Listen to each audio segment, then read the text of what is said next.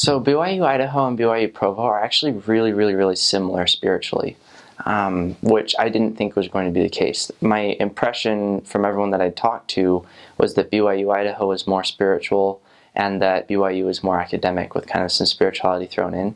They're actually really similar. The depth of religious interaction you get, which I guess depends on you mostly, but if you're into it, you can get religion both places, definitely. Like, there's not a lack of religion here. Something I think that's really good about BYU Idaho is they're very good at getting you to do well. They're really good at getting you to thrive. Whereas BYU, I feel like, is better at getting people who are very good. Does that make sense? Like the distinction there?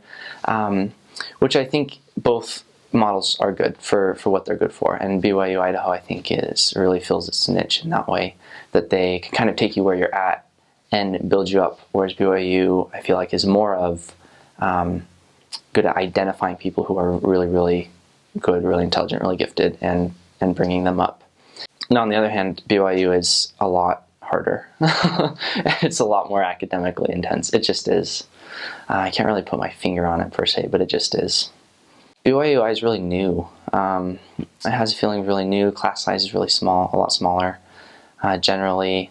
They have a lot of, like, the academic structure, I think, is less mature, but on purpose, by which I mean the class size is really small. They do emphasize a lot on things like attendance and homework as opposed to tests and studying and things like that. Whereas here it's more like the higher level education model where the teacher doesn't really care what you do, but you got to show up to the test and got to perform well, kind of thing. Which is not entirely that way, but it's more of that here than it is there.